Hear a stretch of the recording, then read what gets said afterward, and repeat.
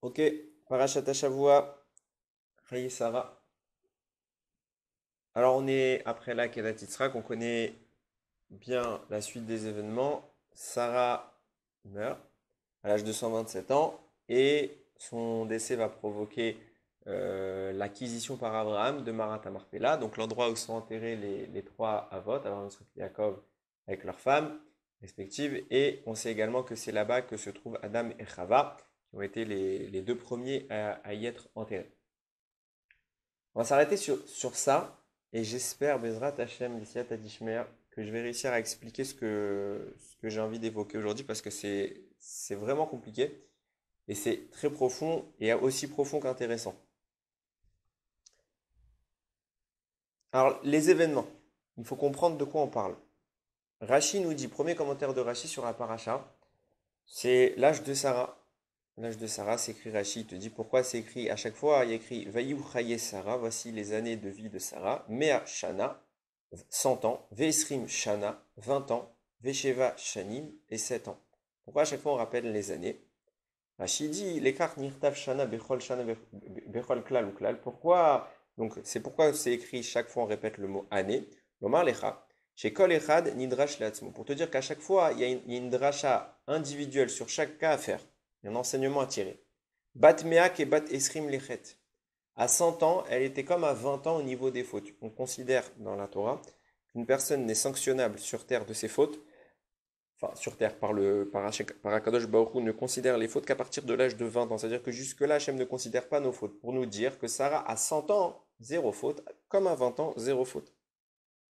Bat, ma bat esrim lochat'a, de même qu'à 20 ans, elle n'avait pas fauté, Sharena batonashim, puisqu'elle ne peut pas être sanctionnée. Av bat mea belochet, pareil, à 100 ans, elle était comme si elle n'avait zéro faute. Ubat esrim kebat sheva, liofi, et à 20 ans, elle était aussi belle que quand elle avait 7 ans, pour dire que Sarah est toujours restée jeune et qu'il n'y a pas eu d'altération au niveau de son physique.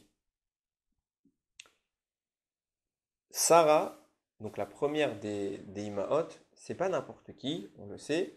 C'est même plus que ça dans le sens où elle va dépasser Abraham. On sait que quand il y a eu l'événement avec Agar et Ishmaël, quand Sarah va voir, elle va par la suite voir que Yitzhak va naître, elle va voir la relation négative qui se produit entre Ishmaël et Yitzhak, et elle va voir que Ishmaël est mauvais. Elle va dire à Abraham, je veux que tu chasses Agar, ta servante, et Ishmaël son fils parce qu'ils sont mauvais. Abraham ne va pas être d'accord initialement et Akadosh Baruch Hu va intervenir dans le débat, leur dire Kol asher diber Sarah, Shema Bekola, tout ce que te dira Sarah, écoute sa voix. Rashi précise Sarah est plus grande que Abraham.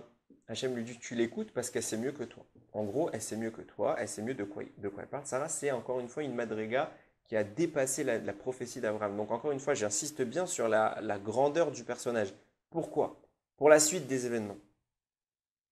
Rashi pose la question, à la suite, pourquoi est-ce qu'on a juxtaposé la Akedat Yitzhak avec la mort de Sarah? Pour te dire que les deux notions sont liées, ça s'est passé vraiment l'un après l'autre. Qu'est-ce qui s'est passé?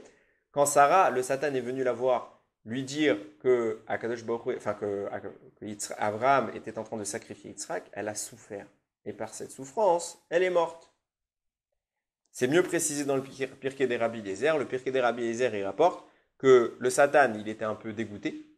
Il a échoué dans sa tentative de faire annuler la Kedat Yitzhak, de faire trébucher Abraham et Yitzhak et de leur faire rebrousser chemin. Il a vu qu'il perdait. Alors il est allé voir Sarah, un peu comme un enfant, quoi. Il est allé le voir, il a y boudé. Donc il a dit, bon, on va embêter leur femme, ou leur mère, ça dépend d'Yitzhak. Et qu'est-ce qu'il a allé faire? Il a dit, tu sais ce qui est en train de se passer? Elle lui dit non. Et il lui dit, ben voilà, ton mari il est en train de tuer ton fils. Et Sarah, elle n'y croyait pas. Alors il dit si, regarde, alors, il y a même des midrashim qui disent qu'elle est allée voir, c'est pour ça qu'elle s'est retrouvée à Hebron, elle est allée voir des géants pour voir ce qui se passait, qu'ils arrivaient à voir sur les montagnes, et qu'ils leur ont dit, ils lui ont bien dit, oui, regarde, on voit là-bas ton mari avec un couteau, il est en train d'abattre le couteau vers Yitzhak. Puis à ce moment-là, elle est morte. Comment elle est morte? Nous dit le Pirkei des Rabbi Eliezer, elle a pleuré. Elle a pleuré et elle a gémi. Elle a gémi à 3 reprises et elle a pleuré à 3 reprises en rapport avec les sons du chauffard. Là-bas, c'est expliqué. Et à ce moment-là, son âme l'a quitté. Donc on a l'impression, déjà, il y a deux détails importants sur ce qui est en train de se passer. On a l'impression que, quelque part, Sarah est inférieure à Abraham. Pourquoi? Parce qu'Abraham, lui, il a reçu l'ordre d'Akadosh Baruch Hu de tuer son fils. Il a accepté. Il va le faire. Yitzhak lui-même entend ça, comprend ça, comprend ce qui est en train de se passer. Il accepte, il est joyeux même de le faire pour Akadosh Baruch Hu. Sarah, qui est présentée comme étant plus grande qu'Abraham, qu'Akadosh Baruch Hu lui dit soumets-toi à son raisonnement parce qu'elle voit encore plus loin que toi, elle a une meilleure perception de la Gdusha que toi. Sarah, elle pleure.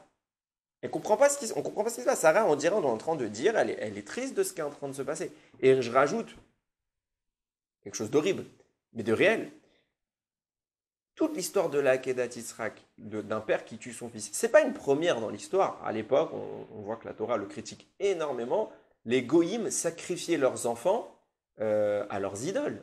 Et quand ils le faisaient, souvent, je dis pas tout le temps, je suis pas pour prétendre, mais ils étaient joyeux de le faire. Ils croyaient que c'était ça le service divin. Eux, ils sont dans l'erreur. Je suis pas là pour comparer ça avec Abraham. Mais on voit que quoi? Eux, ils le faisaient même. J'ai lu un Mefaresh, le Siftei Kohen, qui disait, ils le faisaient, ils mettaient de la musique, ils chantaient, etc. Pour eux, c'était le summum du service divin. Bon, Shemishmor. Mais eux, ils étaient joyeux de le faire pour leur croyance. Sarah, qui elle n'est pas dans une croyance, mais qui est consciente de l'existence d'Akadosh Baruch Hu, qui est consciente de l'enjeu, qui est encore plus grande qu'Abraham, qui voit plus loin que lui, elle pleure. Elle pleure, elle a tellement mal en pleurant qu'elle meurt de cette souffrance. On a l'impression qu'elle n'accepte pas la Kedat Yitzhak. Et que quelque part, elle trébuche. Alors si c'est ça, alors il y a écrit qu'elle a fait zéro faute. On vient de voir Rashi qui dit à l'entrée, elle est tellement grande qu'à 100 ans, elle avait comme une fille de 20 ans qui avait zéro faute sur elle. Alors quelque part, on ne peut pas louer son départ, alors que son départ est dû, et encore une fois, je mets dans le contexte, je précise bien, on parle de Sarah, on parle de gens qui ne sont pas normaux, ça n'a rien à voir avec nous. Nous, tout de suite on pleure, nous même pas on accepte. Mais Sarah, elle est en train de pleurer. Et on dit qu'elle a zéro faute. Tout est parfait dans sa vie. Elle n'a jamais eu rien de mal. Ben si, elle a finalement fait quelque chose de mal. Elle n'a pas accepté l'ordre d'Akadosh Baruch Hu, qu'Akadosh Baruch Hu, il a demandé à Abraham de tuer son fils. Et elle comprend bien. Alors on pourrait suspecter de dire oui, Sarah, elle savait peut-être qu'elle a cru qu'Abraham devenait dingue et qu'il voulait assassiner son fils. Elle comprend bien que c'est pas son mari. Elle sait avec qui elle est mariée. Elle sait avec qui elle est mariée. Ça fait 127 ans qu'elle a maintenant. Elle n'a pas 2 ans, la fille. Elle sait parfaitement avec qui elle est mariée. Elle sait parfaitement que si Abraham agit comme ça, c'est sur ordre d'Akadosh Baruch Hu. Il est clair, net et précis. On ne peut pas s'échapper sur une petite porte de sortie disant ah la pauvre peut-être qu'elle avait mal compris. Non, elle a très bien compris. Elle comprend tout ce qui se passe. Elle sait que c'est un ordre d'Akadosh Baruch Hu. C'est une prophétesse qui dépasse Abraham. Donc elle sait de quoi on parle. Et elle n'accepte pas. Elle pleure. Elle en souffre une tellement grande souffrance qu'elle meurt. C'est pas rien. Sa mort, elle n'est pas anodine. Et puis même, deuxième problème qui se présente ici. C'est quoi cette histoire du Satan? Il boude. Ouais, c'est un bébé le Satan. Alors il vient et il dit que j'arrive pas avec Abraham, bon alors on va tuer Sarah, on va aller l'embêter, on va lui mettre un peu la tristesse pour lui dire tu sais quoi, ton fils il est mort, t'as vu ce qu'il fait ton mari, parce qu'il n'est pas content le Satan, on parle d'un malard, il n'a pas que ça à faire à jouer à des bêtises pareilles, s'il va voir Sarah, c'est que c'est en rapport avec ce qui est en train de se passer, c'est que Sarah elle joue un rôle dans ce qui se passe. Qu'est-ce qui se passe maintenant? Et quelque part, il va la tenter, puisque si le Satan apparaît devant quelqu'un, c'est pas juste pour lui mettre de la tristesse. C'est pas pour dire à Sarah, oh bah ton fils il est mort, bah tu sais quoi, je sais pour toi, je suis pas content, hein, parce que moi je voulais empêcher cette histoire du meurtre de la Kedat Yitzhak, etc. Trop de méritons sont en jeu, je voulais tout empêcher. Je suis dégoûté que j'ai pas réussi. Alors tu sais quoi, dans ta face, ton fils il est mort, maintenant pleure. On a l'impression que c'est ça qu'elle est en train de faire. Qu'est-ce qu'il allait faire Sarah? Elle va faire quoi Sarah dans l'histoire? Elle va empêcher la Kedat Yitzhak. D'un coup, elle va se téléporter à côté d'Abraham, elle va le retenir.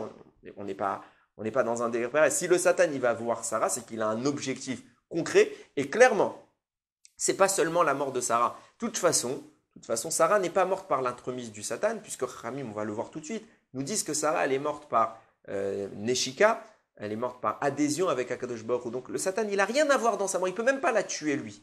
On va y venir. Mais c'est quoi l'objectif? C'est pas de ça. Puisque c'est pas lui qui provoque sa mort. Donc, c'est pas de la tuer. C'est quoi? C'est juste de lui faire de la tristesse. Elle peut pas empêcher la Kedat Yitzhak. Donc, ça va rien jouer sur le débat qui est en train de se produire, sur la scène qui est en train de se produire. Qu'est-ce qu'il vise? Tu gagnes quoi dans l'histoire? Tu gagnes quoi? J'avais cette question et vraiment, je comprenais pas le rapport. Qu'est-ce qu'il a été faire? Pourquoi le Satan, il va se mêler de Sarah maintenant? Ça y est, t'as perdu. Qu'est-ce que tu cherches? Il va se passer quoi? Si Sarah, elle est triste. Allez, admettons. La Kedat Yitzhak, elle a quand même lieu. Ça change rien. T'as perdu quand même. Sarah va être triste. Bon, voilà, t'as gagné quoi? Le Satan n'est pas là pour nous rendre tristes. Le Satan est là pour nous faire fauter. Ok? Alors on va dire oui, peut-être le fait d'être triste, c'est ce qui va engendrer des avérotes. Non, elle va mourir tout de suite. Qu'est-ce que tu vas gagner? Aucune avéra va se produire. Qu'est-ce qui se passe ici? Alors pour comprendre un peu ça, il faut revenir un peu plus haut et élargir notre propos. C'est tellement important ce qui est en train de se passer qu'on ne peut pas le limiter à ce seul événement. La réalité, elle prend sa source bien avant cela, exactement 38 ans plus tôt. Lorsque justement, dans la paracha de la semaine dernière, Vaïra, les malachim arrivent devant Abraham. Trois malachim arrivent devant Abraham. Yitzhak vient de faire la Kedat Yitzhak, il est en souffrant. Vient de faire la Brit Mila, il est en grande souffrance. Il est au troisième jour de la Brit Mila, il a mal. Et Akadosh Baruch Hu voit qu'il veut quand même faire Achnasat Ochim, donc il lui envoie trois malachim. Ces malachim, c'est Michael, l'ange Michael, qui représente Israël et qui va annoncer la naissance d'Yitzhak. C'est Gabriel, qui vient pour la destruction de Sdom. Et Raphaël, qui vient de guérir Avraham Avinu. Là-bas, c'est écrit Ve'ela bakar ratz Avraham. Avraham, il est allé, une fois qu'il a réussi à les convaincre de venir manger chez eux, il est allé courir vers le bakar, donc vers le troupeau, vers l'animal qu'il allait tuer. Pourquoi? Parce que justement, il est allé, une fois qu'il a reçu les malachim en tant qu'invité, il allait leur faire préparer à manger. Donc il a demandé à Sarah de faire des repas. Et lui va s'occuper d'abattre la viande, les animaux. Il va choisir trois animaux, il va en prendre deux, il va les donner à côté de lui, il y a Ishmaël, il va lui demander de les préparer. Il va se tourner pour prendre le troisième, et là, il y en a un qui va s'enfuir. Et Abraham, il va courir après lui. Et vient le Baal HaTurim, Ve'ela bakar ratz Abraham, et vers l'animal a couru Abraham. Le mot bakar pour dire l'animal en question, c'est un petit bétail. Le mot bakar, c'est les mêmes lettres que kever. Kever, c'est la tombe. Pour te dire quoi? Il n'a pas couru seulement que vers l'animal, il a couru vers l'animal, mais il a couru vers la tombe. Quelle tombe? L'animal, il a couru, il s'est enfui, il est arrivé juste dans le tombeau de Marpella. Il arrive dans Marata Marpella, et Abraham, il est rentré là-bas, le tombeau où il y avait qui? Adam et Chava. Abraham est rentré là-bas, et il va découvrir l'endroit. Et même le Midrash raconte des choses extraordinaires. Adam Arishon, il était gêné de la présence d'Abraham. À ce moment, bon, c'est un peu plus tard qu'Adam va être gêné de la présence d'Abraham, mais il va découvrir, il va voir le visage de Adam Arishon, il va voir des choses extraordinaires qui vont se produire à ce moment-là. Donc à ce moment-là, Abraham, justement, donc, il entre là-bas et il récupère l'animal et il revient le servir. Donc il est rentré dans Marat Marpella. Et une question qu'il se pose, c'est qu'Abraham, il voit à ce moment-là l'endroit, il comprend, Ramim nous dévoile, cet endroit de Marat Marpella, c'est pas n'importe quoi, c'est l'entrée, c'est une passerelle, c'est pas l'entrée, c'est une passerelle vers le Gan Eden. Pourquoi il y a une passerelle vers le Gan Eden? Parce que, bon, d'après la Kabbalah, il y a beaucoup de forces négatives qui se happent vers nous quand on veut rentrer au Gan Eden et qui nous en empêchent. Et Hachem, il a créé quelque part un petit pont pour que les tzadikim puissent passer là-bas et qu'ils ne soient pas gênés par l'intervention des mazikim, des énergies négatives. Alors une question se pose. Abraham entre là-bas, il comprend l'endroit. Il y a des choses, comme je viens de dire, il y a des choses extraordinaires qui se dévoilent à lui. Et il dit à ce moment-là, il rêve que d'une chose, c'est de pouvoir être enterré là-bas. Après sa mort, il veut être enterré là-bas. Et ce qui est intriguant, c'est que il fait rien.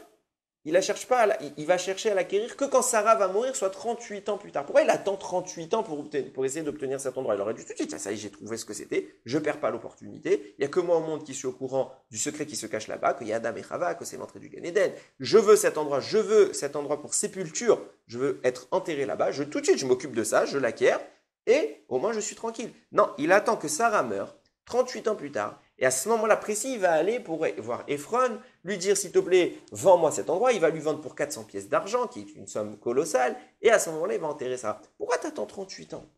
Pourquoi t'attends 38 ans? C'est pas rien l'endroit. C'est un endroit que tu peux acquérir maintenant, que tu risques peut-être d'avoir des soucis plus tard. Pourquoi t'attends 38 ans? Alors vient le Yismach Moshe. Il commence à nous révéler quelque chose d'extraordinaire qui est en train de se produire dans Marat Marpella. Il s'est produit un événement qui va changer beaucoup de choses. Et c'est sur sa base qu'on va vraiment commencer à comprendre de quoi il traite. Il est écrit que le Zohar dévoile, quand Adam a fauté, il a quelque part détruit le monde. Et qui va venir faire le tikkun de Adam? Le premier qui va venir faire le tikkun de Adam Arishon, c'est Avraham. Adam est mis ici en exemple de destructeur. Avraham est celui qui va réparer. Avraham, Chachamim nous dévoile, il répare, et celui qui va parvenir à restaurer l'état initial de l'homme, en titre personnel, il va réussir à revenir comme Adam Arishon sans qu'il ait fauté. À quel moment se produit cet événement? C'est pas n'importe quand, c'est pas évidemment au fur et à mesure, mais il va se produire et il le démontre avec plusieurs textes du Zohar que je ramène dans la version écrite de ce même Dvar Torah. Il démontre par plusieurs textes, Rabbi Eliezer, El-Razar, il rapporte dans le Zohar là-bas, que quand Avram il est rentré, normalement il aurait dû mourir. Pourquoi? Parce que il voit le visage de Adam Arishon et on ne peut pas contempler le visage d'Adam Arishon en supportant, parce qu'Adam Arishon c'est un autre monde, ça n'a rien à voir avec nous. Adam Arishon c'est une doucha, même après la faute, c'est une doucha qu'on ne peut pas supporter. Abraham le voit et il survit, montrant par là qu'il a survécu à une telle puissance, ça veut dire qu'il était en mesure de dominer cette puissance. Qu'est-ce qui s'est passé? Là-bas il dit, il a vu ce qu'il a vu. Le Zohar il te dit, Abraham Avinu, il a vu ce qu'il a vu. Qu'est-ce qui s'est passé là-bas? Comment à ce moment-là, et il démontre là-bas le Yismach Moshe, que c'est précisément quand Abraham Avinu entre dans Maharat Amarpela, qu'il arrive à réparer la faute d'Adam Arishon, et plus que ça, il va faire plus que ça, réparer. Ça veut dire qu'il ne va pas rentrer seulement dans Maharat Amarpela, il ne va pas faire que survivre. La porte du Gan Eden, la vraie porte du Gan Eden, elle va lui être ouverte. Abraham va rentrer dans le Gan Eden quelque part. Pourquoi? Et on va aller jusqu'au bout du propos. Il y a un problème pour rentrer au Gan Eden. C'est que depuis Bereshit, que Adam Arishon il a été chassé là-bas, Kadosh Baruch Hu, il a mis là-bas je sais pas combien, mais il a mis des malachim qui sont chargés, des chérubins, qui sont chargés d'empêcher quiconque approche du Gan Eden, parce que là-bas, il y a un autre arbre, l'arbre de la vie, qui est l'antithèse de l'arbre de la connaissance du bien et du mal, qui lui est trop puissant, qui pourrait rendre l'homme éternel, et Kadosh Baruch Hu ne veut pas qu'on y accède. Donc il a bloqué l'entrée. Il a bloqué. Et va à ce moment-là vivre quoi, Abraham? Qu'est-ce qui va se passer? Abraham va lui ouvrir la porte du Gan Eden, comme si les malachim n'avaient plus d'impact. Plus personne ne le bloque. Il peut entrer. Ça veut dire que, comprenons bien le propos dont je suis en train de parler. C'est pas seulement qu'il va atteindre le niveau où il est capable de supporter la vision d'Adam Arishon après sa faute.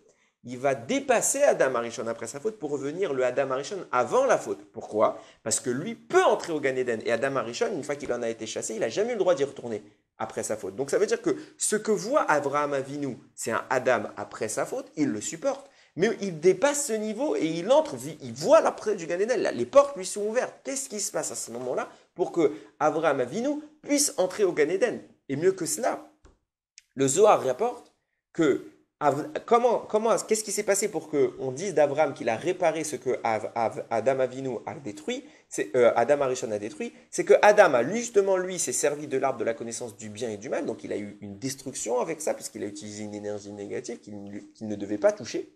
Mais Abraham va avoir accès à un autre arbre, l'arbre de la vie, ce qui veut complètement dire, ce qui va vraiment corroborer mon propos. Abraham Avinu, il est rentré, puisqu'il a eu accès à l'arbre de la vie, il est rentré dans le Gan Eden. Il a eu le droit de vivre cette chose-là. Par quoi? Par le simple événement d'avoir pu fouler la Maharat Amarpela. Il est rentré dans Maharat Amarpela. Il s'est passé quelque chose. Qu'est-ce qui se passe dans Maharat Amarpela? Vient le Yismach Moshe et donne une réponse. Il dit, de là tu apprends que l'animal qu'Abraham il courait vers lui pour l'attraper, il devait en lui y avoir une doucha, une sainteté tellement grande, une neshama énorme, que la simple consommation de cet animal qui va suivre a permis à Abraham Avinu de monter à un niveau où il peut dépasser la faute. Alors les Revod Arav, j'ai juste une question sur ce qu'il pose, et ce qui va me permettre d'aborder un autre raisonnement. Lui-même évoque l'idée de dire que c'est quand Abraham entre dans la Maharat Amarpela qu'il vit cette transformation qui change complètement son état, qui lui fait dépasser la mort. Cet événement, il est avant la consommation de l'animal. Donc c'est pas quand Abraham va le manger qu'il va vivre cet événement, c'est quand il est rentré. C'est après seulement qu'il va sortir avec l'animal, il va aller le faire cuisiner, et qu'une fois qu'il l'aura cuisiné, ils vont le manger avec les malachim. Mais jusque-là, Abraham n'a rien mangé. Donc on ne peut pas réellement dire que c'est la consommation de l'animal qui a changé l'attitude, l'état d'Abraham. C'est ce qui se passe réellement dans la Maharat Amarpela. Et en effet, ça a un rapport étroit et intime avec cet animal. Parce que nous vient nous dire, je ne me permettrai pas de contredire Chasvé Shalom, le Yismach Moshe, si ce n'est que j'ai un appui. L'appui que je vais citer nous explique comment ça s'est produit. Et en effet, le Yismach Moshe a bien raison de dire que l'animal est particulier, mais pas nécessairement que c'est sa consommation qui va engendrer. Bien sûr qu'elle va sans doute avoir un aspect qui va avoir une conséquence, mais ce n'est pas juste sa consommation. Il se passe maintenant quelque chose dans la Maharat Amarpela. Nous dit c'est pas le Yismach Moshe, c'est le Chesed l'Avraham qui vient nous dévoiler ça.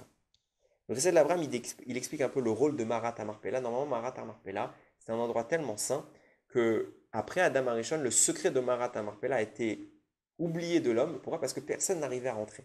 Personne n'arrivait à rentrer. Donc Akadosh Baruch Hu, quelque part, il a fermé. Et là-bas, justement, pour pouvoir rentrer, il faut supporter la mort. Pour pouvoir entrer là-bas, il faut être capable de supporter la mort. Et pour ça qu'Akadosh Baruch Hu va fermer quelque part cet endroit jusqu'à qu'Avraham puisse y entrer. Comment va se passer la chose? Il décrit parfaitement l'histoire de Moshe qu'Avraham Avinu, il allait chercher les animaux pour les égorger, pour faire à manger. 2 animaux sont donnés, comme j'ai dit tout à l'heure, à Ishmaël. Et à ce moment-là où il va chercher les animaux, il y avait les 3 malachim. J'ai rappelé que les 3 malachim étaient venus chacun pour une mission spéciale, mais un des 3 va avoir une attitude spéciale, Raphaël. L'ange Raphaël va venir, il va se cacher, il va suivre Abraham lorsqu'Abraham va chercher les animaux, et il va voir ce qui se passe.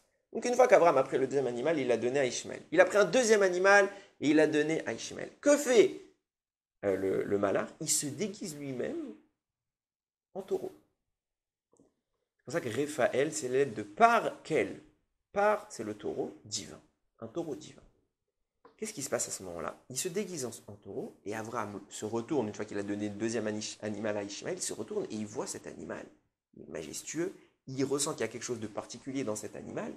Il court vers lui, il va pour l'attraper et il dit c'est cet animal que je veux pour donner à manger à mes invités. L'ange Raphaël fait quoi? Il s'enfuit et progressivement, il va l'amener à Marat Marpella.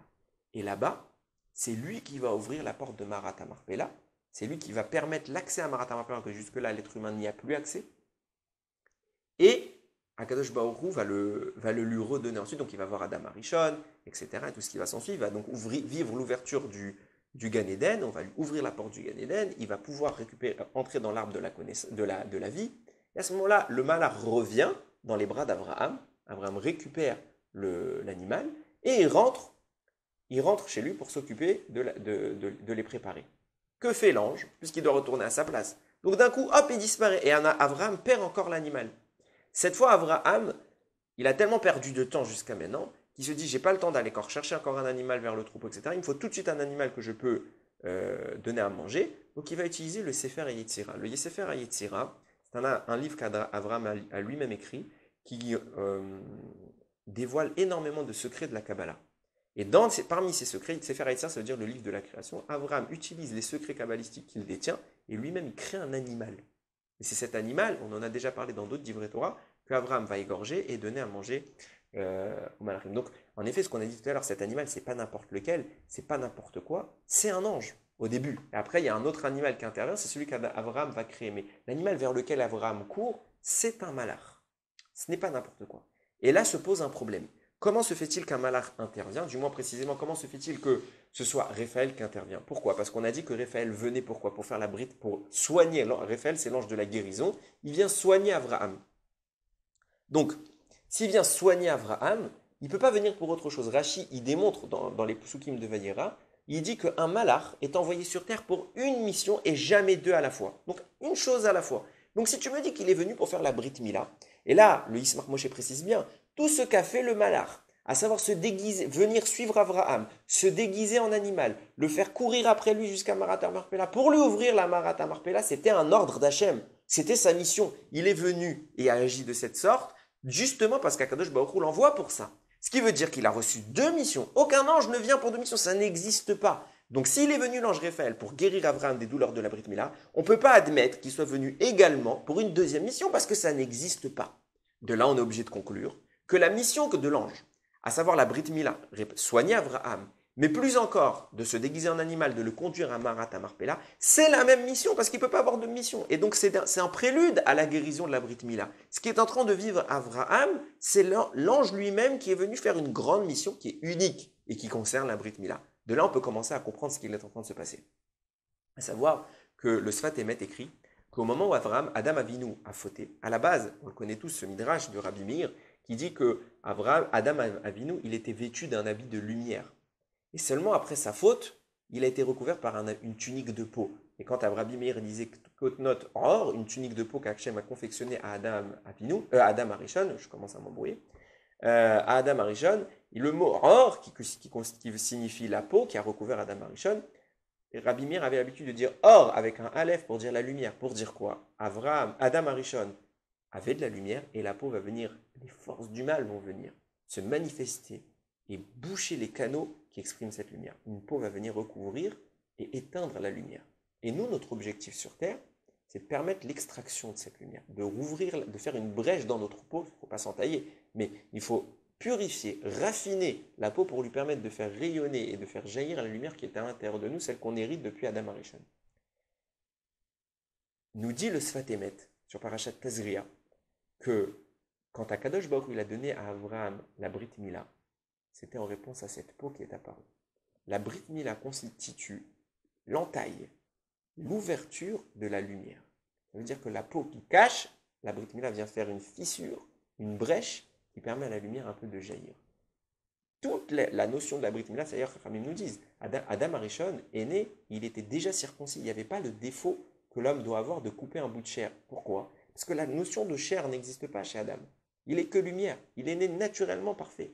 Mais elle est apparue, en conséquence à sa faute, qui a bridé la lumière, qui a occulté cette lumière, qui l'a cachée et qui a été remplacée par une peau. C'est pour ça que c'est sur la peau qu'on intervient pour restituer, commencer à restituer la lumière d'Adam Arishon. Ce qui est en train de se passer ici, c'est justement ça. À savoir que l'ange Raphaël vient, mais il ne vient pas pour rien. Il vient pour guérir Abraham. Mais pas juste de la douleur, pas juste du sang qui a coulé, pas juste de la plaie qu'il a au niveau de son membre. Aucun rapport. Bien sûr, ça fait partie du processus. Mais il vient pour le guérir de la nécessité de la Brit Mila. À savoir que quand Adam Arishon a fauté, la Brit Mila est devenue nécessaire. Et que le but de la Brit Mila est d'entamer une réparation d'Adam Arishon, d'entamer une réparation de sa faute. Avraham Avinu va être le premier à inaugurer cette mitzvah, mais il va tellement bien la faire que Akadosh Baruch Hu va lui envoyer l'ange Raphaël, pas pour le guérir seulement du défaut physique, mais du défaut spirituel, et lui retirer tout l'aspect négatif que la faute d'Adam Arishon a engendré, au point de lui permettre d'annuler la Mila. La Mila devient chez Avraham complètement réparée. Nous, on fait la Brit Mila de façon physique, mais l'objectif de la Brit Mila, il est spirituel, de réparer la faute, d'enlever cette peau, de faire jaillir cette lumière. Et c'est pas parce qu'on a simplement fait l'acte concret et humain de retirer le bout de chair qu'on a réparé. Avraham est parvenu à réparer concrètement. Et quand est-ce que cette manifestation est intervenue? C'est justement Akadosh Baruch Hu qui va voir Avraham et qui lui met un malach pour lui dire conduis-le, tu dois lui soigner la Brit Mila. Tu vas le conduire dans Marat HaMarpela. Et la preuve que la Brit Mila sera soignée sera celle-ci, à savoir que lorsqu'il va être arrivé devant Marat HaMarpela, normalement, il ne devrait pas pouvoir supporter. Il va voir Adam Arishon, il ne devrait pas pouvoir supporter. Parce que quoi? Il a été capable de le vivre, de survivre, parce qu'il va dépasser Adam Arishon. Il va remonter au niveau où l'ange Raphaël va le guérir de la faute du monde. Avraham Avinu redevient l'homme initial. Et en devenant l'homme initial, il peut regarder le Adam Arishon actuel, le supporter. Il peut rentrer dans Marat HaMarpela, mais mieux que ça. Les malachim qui bloquent l'entrée au Gan Eden ne sont plus un obstacle. Pourquoi? Parce que nous dit le Yismach Moshe, tout l'objectif de ces malachim-là, pourquoi Kadosh Baruch Hu ne veut pas qu'on entre au Gan Eden? C'est parce que nous on est des fauteurs et qu'il ne faut pas que des fauteurs entrent là-bas et saisissent l'arbre de la vie. Par contre, les malachim ne peuvent rien faire contre un homme qui n'a pas de faute. Et même eux lui cèdent le passage. Lorsque Raphaël est venu, Raphaël lui a donné la clé. Pourquoi il l'a accompagné là-bas? Il lui a donné la clé pour entrer au Gan Eden. Il l'a réparé. Il l'a remis dans l'état d'origine. Et Avraham Avinu entre. C'est pour ça qu'il est écrit, et c'est ça que note le Yismach Moshe qui est passionnant, qui dit que quand Avraham Avinu s'est présenté devant les malachim, il a écrit Veine Shlosha Anashim Nitzavim Alav. 3 hommes se tiennent devant lui. C'est eux qui sont debout et ils sont devant lui. Ils sont en état et c'est lui qui va se prosterner devant lui. Il va se soumettre. Il est inférieur quelque part à ces malachim. Mais suite à cet événement que va vivre Avraham Avinu, d'entrer dans Marat HaMarpela, de changer, de dénaturer l'état actuel de l'homme pour revenir à l'homme initial, il est écrit Vaïten Lifna, il leur a amené tout ce qu'il a fait à manger, Veu Omed Aleem, et lui se tient sur eux. Il les a dépassés. Il est maintenant à un nouveau niveau. Pourquoi? Qu'est-ce qui s'est passé? Où est-ce qu'il se tient sur eux? Tachataetz, en dessous de l'arbre. De quel arbre on est en train de parler? Puisque nous disait le Zohar, Adam Arishon, a atteint l'arbre de la connaissance du bien et du mal, et en ce sens, il a détruit le monde. Mais Avraham Avinu est venu, il a réparé le monde, parce qu'il a eu accès à quoi? Au moment où il est rentré dans Marat HaMarpela, il se passe un événement extraordinaire. Avraham redevient normal, quelque part, redevient la création originelle. À ce moment-là, il a accès à l'arbre de la vie. Et comme il a accès à l'arbre de la vie, il se défait du mal, les malachim lui sont inférieurs. Au début, c'est lui qui se soumet à eux. Et à la fin, Vehu Omed Aleem, et lui se tient sur eux. Pourquoi? Parce qu'il est en dessous l'arbre. L'arbre de quoi? De la vie. Abraham va vivre un changement grâce à cet événement qui va radicalement le déformer, le dénaturer, ou plutôt le renaturer. Et c'est grâce à tout cela qu'on peut commencer enfin à comprendre ce dont on parle depuis tout à l'heure, à savoir nos questions. Pourquoi Abraham il a attendu tout ce temps? Pourquoi Abraham il a attendu tout ce temps? Achète-la Marat Marpella. Pourquoi t'attends tout ce temps? Il y a un problème? Achète-la Marat Marpella. Comme je vous l'ai dit tout à l'heure, Abraham il a très bien compris ce qui se passe. Et comme Marat Marpella, je l'ai dit, pour rentrer il faut être capable de vaincre la mort, Abraham comprend quelque chose d'extraordinaire. Il va devoir lui-même revivre une expérience, puisque maintenant Adam Arishon a fauté. Mais Abraham, il est remonté au niveau d'Adam Arishon. Donc maintenant, il doit vivre ce qu'Adam a vécu, à savoir la confrontation directe, frontale, contre l'ange du mal. C'est pas simplement qu'il va le tenter, c'est qu'il doit revivre le serpent qui vient lui dire mange du fruit, quelque part. Donc une expérience où l'intensité de l'expression du Satan va être aussi grande que celle d'Adam Arishon.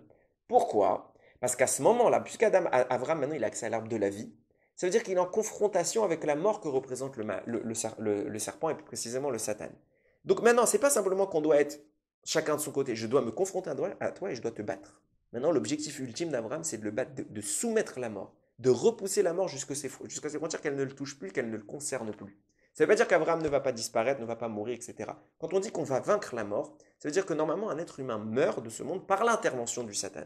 Mais il y a une dimension qui s'appelle Neshika, Neshika c'est un bisou, c'est un baiser divin, que Akadosh Baruch Hu, c'est lui qui nous retire de ce monde et le serpent n'y est pour rien, le Satan n'a pas d'impact sur nous.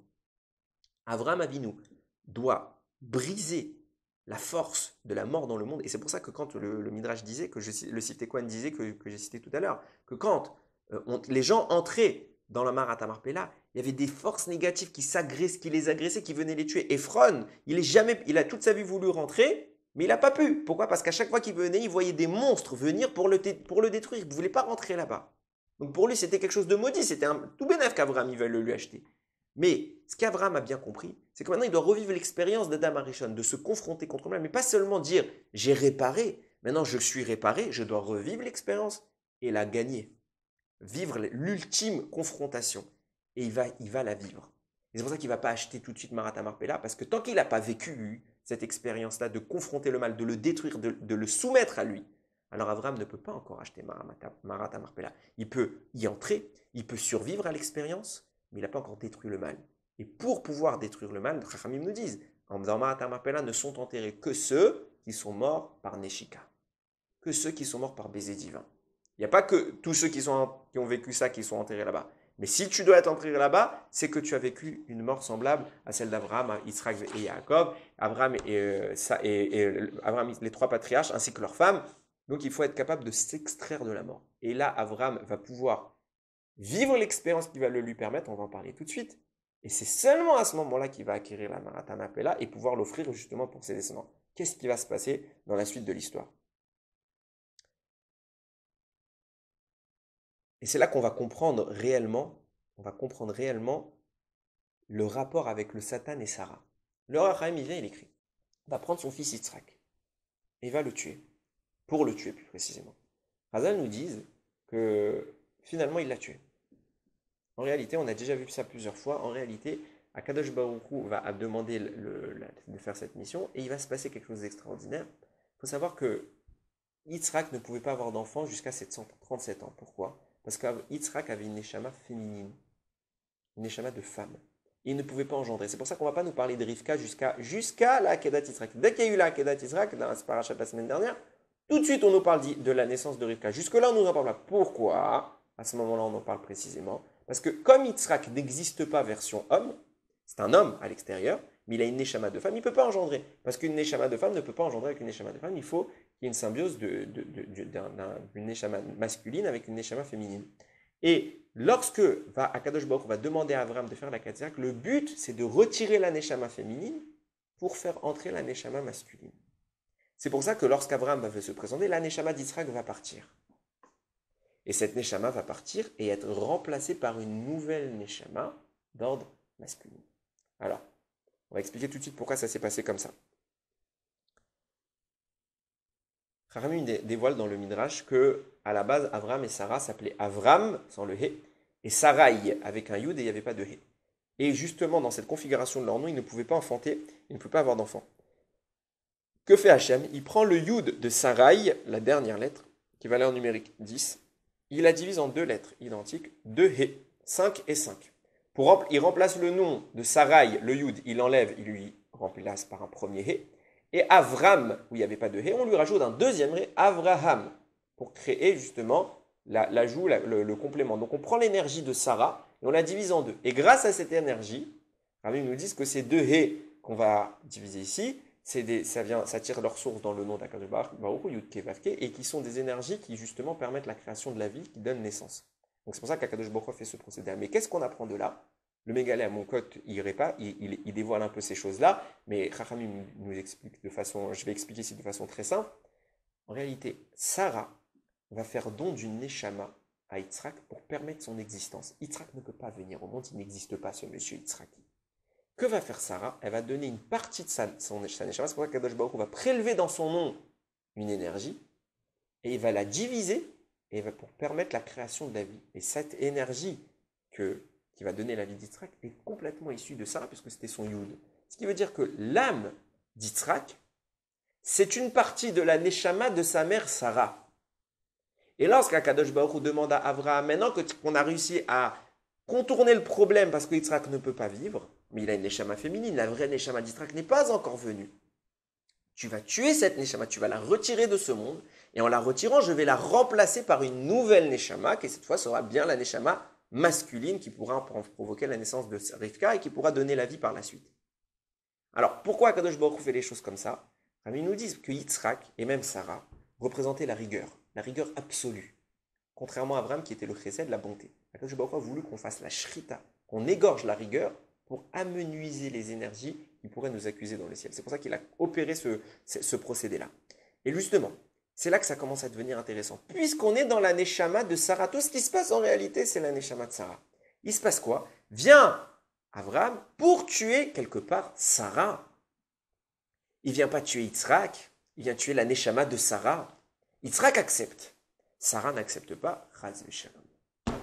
Chaz v'shalom. Sarah, elle accepte. Parce que l'enjeu, il est trop grand. Il est beaucoup trop grand.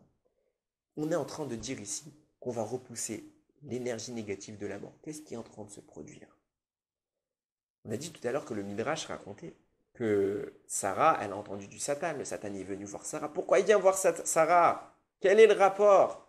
Et mieux que ça, question toute bête. Comment il est mort, Yitzhak? Comment?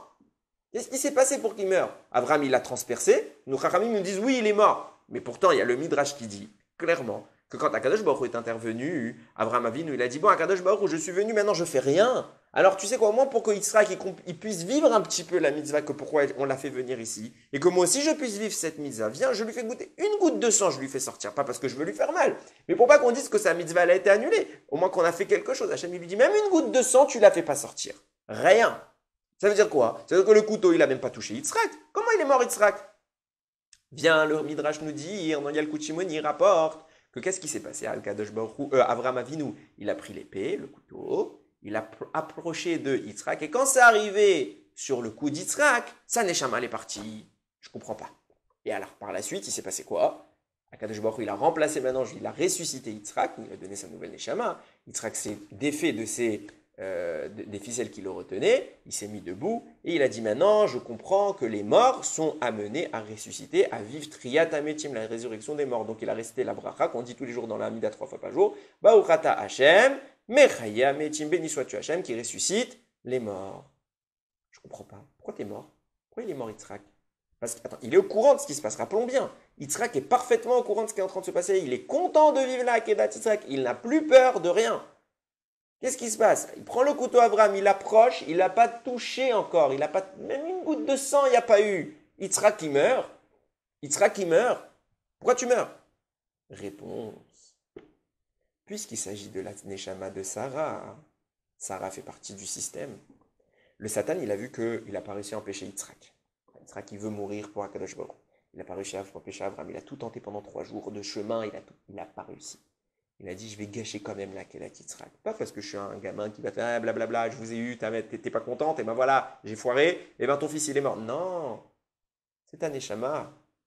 Et tout ce qui vise le Satan, c'est de s'en prendre à Sarah pour quelque part impacter négativement la mitzvah qui va nous valoir un srout, un mérite sur des générations jusqu'à aujourd'hui. S'il arrive à ce que Sarah ne soit pas d'accord avec cette Akedat Yitzhak, puisque c'est sa Neshama qui est en jeu, alors il arrive à entacher. La Akedah, elle aura lieu, mais il arrive à la diminuer. Il arrive à entacher cette belle mitzvah. Il va voir Sarah. Tu sais ce qui est en train de se passer, Sarah? Ton fils, il est en train d'être tué. Mais comment il est mort? Qu'est-ce qui se passe? Il n'aurait pas dû mourir maintenant. Il n'aurait rien dû se passer. Nous dit, il est mort. Qu'est-ce qui s'est passé? Sarah, elle entend ça, elle comprend. Sarah, c'est une prophétesse. Elle sait de quoi on parle. Elle est plus grande qu'Abraham. Elle comprend tout l'enjeu de ce qui est en train de se produire. Elle dit, mon fils, il va mourir. Ma neshama, il faut qu'on me demande l'autorisation. J'accepte. Mais qu'est-ce qui se passe? Elle se met à pleurer de douleur. Il n'y a pas écrit juste c'est pas de la douleur de tristesse. C'est que pourquoi son fils meurt, il faut le tuer, et tuer, ça fait mal. Sarah a dit, je prends les douleurs de mon fils sur moi, et je pleure, et je crie.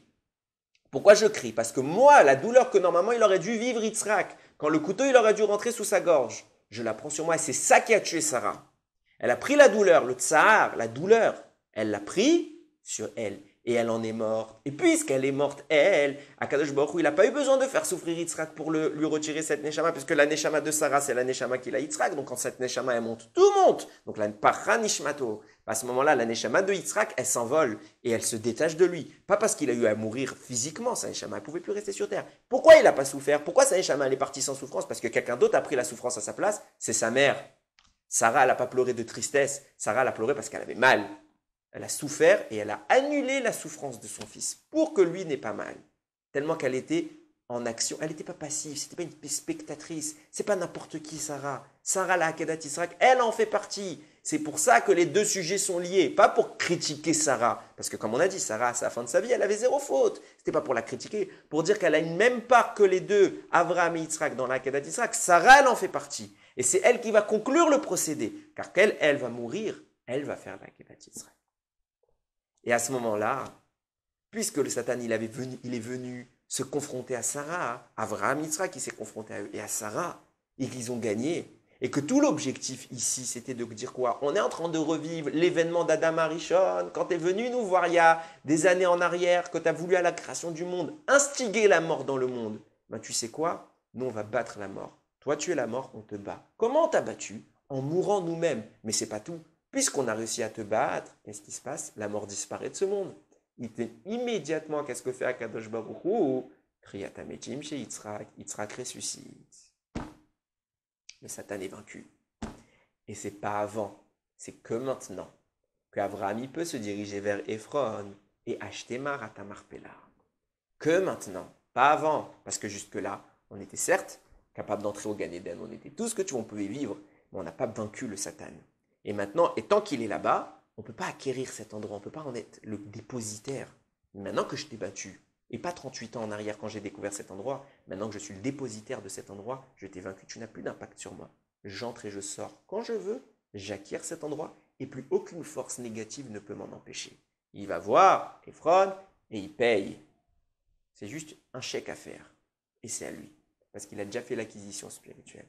On voit le mérite de Sarah. On voit combien elle a été capable de prendre les souffrances de son fils, et c'est par son mérite qu'elle a pu obtenir l'endroit de son repos, la Marat Marpella. Pourquoi c'est par elle et pas par autre chose? Parce qu'elle a fait tout ce procédé, elle a tout acquis, elle. Elle a pris les souffrances de battre le Satan. Bien sûr qu'Abraham et Yitzhak, on n'est pas en train de dire ils n'ont rien fait. L'épreuve, elle est insurmontable. Mais au final, c'est en son nom qu'on va obtenir la Marat Marpella. Abraham, il a attendu, il ne savait pas comment allaient se passer les choses, il n'attendait pas que sa femme meure. Shalom. Mais c'est que quand elle est morte, que par son action, qu'il a pu obtenir Marat Marpella. Elle a détruit le Satan. Si vous voulez, Abraham et Yitzhak ont commencé le processus, elle a terminé. C'est elle qui a conclu l'épreuve. C'est pour ça que les deux sujets sont corrélés. C'est pour ça qu'on a joint les deux sujets. Il y a la même idée qui se passe. Tout ce qu'il est en train de dire depuis la Akedat Yitzhak jusqu'à la mort de Sarah, c'est la même épreuve. Preuve en est, parce qu'Abraham, il a vécu 10 épreuves. 10 épreuves, pas plus. Alors comment ça se fait que quand il vient, il découvre sa femme morte? S'il découvre sa femme morte, c'est encore une épreuve. Ce qui veut dire qu'il créerait une 11e épreuve. Non, c'est la même épreuve. Tout ça, c'est la Akedat Yitzhak. La Akedat Yitzhak n'a pas terminé dans Parashat Vayera à la fin. Elle termine au début de Parashat Chayei Sarah. Lorsque Sarah est enterrée, lorsque Sarah est morte, pour aider Avraham et Yitzhak, lorsque s'est produit cet événement, se termine la Akedat Yitzhak. C'est seulement là que le Satan a complètement été vaincu. Et à ce moment-là, Yitzhak ressuscite. Et à ce moment-là, on peut récupérer Marata Marpella. Le mérite d'une mère, c'est pas seulement qu'elle accepte pour Akadosh Baruch Hu. Elle accepte. Et quelque part, je le dis tel que je le pense, Chasvé Shalom, c'est pas, encore une fois, on dénigre pas, on n'est pas en train de dire qui a fait plus que qui. Mais quelque part, elle est encore plus loin qu'Avraham Avinu. Parce que si Avraham a accepté l'épreuve, de tuer son fils, elle a accepté l'épreuve de laisser mourir son fils, mais en plus que ça, elle est parvenue à négocier avec Hachem que son fils n'en souffre pas. Elle a pris l'épreuve, la même épreuve, elle savait que son fils mourrait pour Hachem. Elle a accepté ça, mais elle a demandé plus. Elle a demandé en plus de ça, de prendre la souffrance de la mort. Et en ce sens, elle a sauvé Yitzhak. En ce sens, la paracha mérite son nom. Chayei Sarah, le mérite d'une mère. Le mérite d'une mère. La valeur d'une mère. Elle ne peut pas voir son enfant souffrir, alors il n'y a pas de limite à ce qu'elle peut faire. Et regardez le srout qu'elle nous a causé. Adayom, jusqu'à aujourd'hui, on profite, on est nourri de la Akedat Yitzhak. Jusqu'à aujourd'hui. À chaque fois qu'il y a un problème, hop, effacé grâce à quoi? Akedat Yitzhak. Hachem, il devrait nous tuer. Non. Ça, Abraham, Yitzhak et Sarah, ils ont fait le travail. Ils ont souffert. Pour nous enlever les souffrances. Tout ça, ça vient de là. Alors, il y a ratson que le srout de Sarah Imenu, qu'on parle aujourd'hui de cette semaine de son départ, ce soit pas que pour Yitzhak, parce que tout ce qu'ils ont fait, c'est pas que pour Yitzhak. C'était pas que pour eux-mêmes, c'était pour nous. C'est un mérite qui nous suit jusqu'à aujourd'hui. Alors, comme toutes les mères, elle a voulu prendre en plus pour ses enfants. C'est ça le srout de nos mères. Il raconte que par ce srout-là, on soit toujours accompagné, évidemment, de nos mères. Mais que, pas qu'elles souffrent à notre place, mais que ce qu'elles ont déjà souffert dans leur vie, ça enlève toute notre souffrance à nous, qu'Akadosh Baruch Hu prenne ça en compte, et que comme Sarah, elle est parvenue à enlever la mort de Yitzhak, à créer la résurrection, la Triat Hametim, alors nous aussi, Hachem nous enlève toutes les souffrances qu'il nous envoie. On vit actuellement des souffrances atroces avec toutes ces épidémies, ces maladies, etc. On ne parle même pas de ce que connaît le Ham Israël.